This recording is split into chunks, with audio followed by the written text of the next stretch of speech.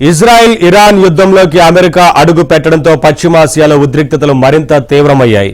ఈ పరిణామాలతో ముడి చమురు ధరలు భగ్గుమన్నాయి. ఒక దశలో 5 నెలల గరిష్టాన్ని తాకాయి.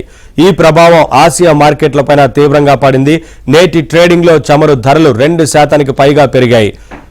ట్రెంట్ క్రూడ్ బ్యారెల్ ధర 2.7% పెరిగి $79.12 చేరింది. అటు యుఎస్ క్రూడ్ బ్యారెల్ ధర 2.8% ఎగబాకి $75.98 చేరింది. ఈ నేపథ్యంలో ఆసియా మార్కెట్లు నష్టాల్లో ట్రేడ్ అవుతున్నాయి.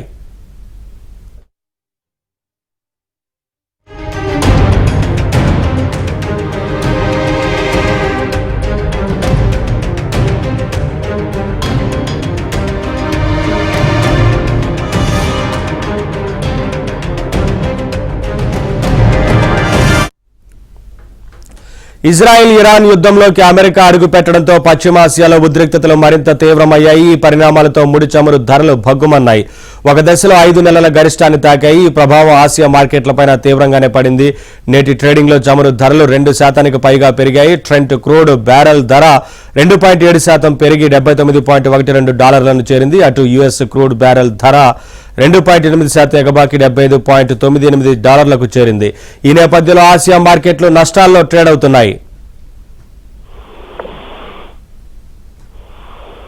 ఇదే అంశానికి సంబంధించి మరింత సమాచారం మా ఢిల్లీ బ్యూరో చీఫ్ కృష్ణ అడిగి తెలుసుకుందాం. కృష్ణ, క్రూడ్ ఆయిల్ ధర ఎగబాకడంతో ఒకవైపున మార్కెట్లపైన ఈ ప్రభావం కనిపిస్తా ఉంది కదా, ఏంటి వివరాలు?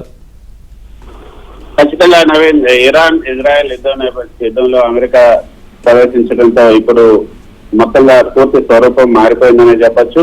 అణు కేంద్రాలపైన అమెరికా బాంబు దాడులు చేసిన నేపథ్యంలో హర్మూజ్ జలమార్గాన్ని కూడా మూసివేసేందుకు ఇరాన్ పార్లమెంట్ గ్రీన్ సిగ్నల్ ఇచ్చింది. అయితే ఈ పరిణామాలు భారతదేశానికి, ముఖ్యంగా ఆసియాకు కూడా కొంత ఇబ్బందికరమే అన్నది విశ్లేషకులు చెప్తున్నట్టు మాట. Iraq, Jordan, Lebanon, Syria, Yemen సహా పశ్చిమాసియా దేశాలతో భారత్ నిర్వహిస్తున్నటువంటి వాణిజ్యం పైన ఇది ప్రతికూల ప్రభావం చూపించే అవకాశం చాలా ఎక్కువగా ఉంది. మన దేశం నుంచి ఇరాన్, ఇజ్రాయెల్ కు వెళ్లే ఎగుమతులు ఇప్పటికే తగ్గిపోతున్నాయి. యుద్ధం మరింత తీవ్రం అయితే ఇక పశ్చిమాసియా దేశాలతో మన వాణిజ్యం పైన తీవ్ర ప్రభావం చూపించే అవకాశం ఎక్కువగా ఉంది. ఇజ్రాయెల్ హమాస్ ఉద్రిక్తతలు, అదేవిధంగా ఎర్ర సముద్రంలో నౌకలపైన పూర్తిల దాడితో పాటు భారత ట్రేడర్లపై ఇప్పటికే ప్రభావం పడింది. అదేవిధంగా ప్రత్యామ్నాయ మార్గమైనటువంటి కేప్ ఆఫ్ గుడ్ హోప్ ద్వారా కూడా భారత్ నుంచి సరుకు ఎగుమతి అవుతుంది. అధిక దూరం వల్ల వ్యయాలు కూడా పెరుగుతున్నాయి. హర్మూజ్ జలసంధి కనుక మూతపడితే ఇక ముడి చమురు ధరలు $80 ఎగువకు చేరే ప్రమాదం ఉంది. ఇది ఇంకా కొంతకాలం కనుక ఇదే పరిస్థితి కొనసాగితే $110 కూడా పెరిగే అవకాశం ఉన్నట్లుగా పరిశీలకులు చెప్తున్నటువంటి మాట. ఇంకా పశ్చిమాసియా దేశాలపైన భారత వాణిజ్యంపై యుద్ధం భారీగా ప్రభావం చూపొచ్చు అన్నది గ్లోబల్ ట్రేడ్ రీసెర్చ్ ఇనిషియేటివ్ కూడా అంచనా వేస్తోంది. పశ్చిమాసియా ప్రాంతానికి భారత ఎగుమతులు గత ఆర్థిక సంవత్సరంలో $8.6 బిలియన్ గా ఉన్నాయి. దిగుమతులు అయితే $33.1 బిలియన్ గా ఉన్నాయి. ఈ నౌకా మార్గాలకు అవాంతరాలు కలిగించడం, అదేవిధంగా నౌకాశ్రయాల లభ్యత, ఈ కారిడార్ లో ఆర్థిక వ్యవస్థలపైన ప్రతికూల ప్రభావం చూపే అవకాశం ఉంది. ఇక సరుకు రవాణా, బీమా ఖర్చులు అధికంగా ఉండే అవకాశం కూడా ఉంది అన్నది అధికారులు చెప్తున్నట్టు మాట. ఈ నెలలో రష్యా నుంచి మన దేశంలోకి చమురు దిగుమతులు అయితే భారీగా పెరిగాయి. రష్యా నుంచి రోజుకి $2.2 మిలియన్ బ్యారెళ్ల చమురుని భారత సంస్థలు దిగుమతి చేస్తున్న అవకాశం ఉంది.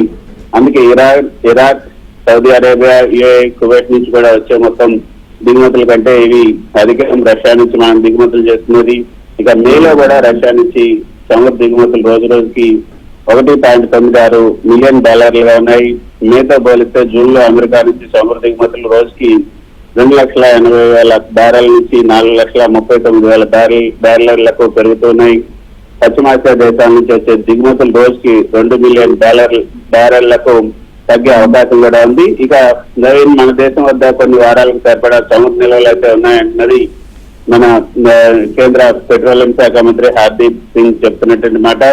మన దేశానికి రోజుకి 5.5 మిలియన్ బ్యారెళ్ల చమురు దిగుమతి అవుతుంటే అందులో 2 మిలియన్ బ్యారెళ్లు మాత్రమే హర్మూజ్ జలసంధిలో వస్తున్నట్లు తెలిపారు.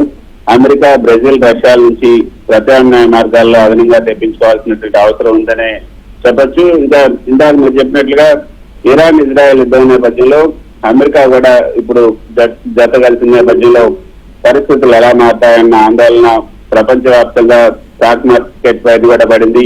ముడి చమురు ధరలు మరింత పెరుగుతాయన్న భయం కూడా పెరిగిన నేపథ్యంలో బ్యారెల్ ముడి చమురు ధర కనుక $80 మించితే దీని ప్రభావం స్టాక్ మార్కెట్లకు నష్టాలు తప్పవు అన్నది విశ్లేషకులకు చెప్తున్నట్టనమాట.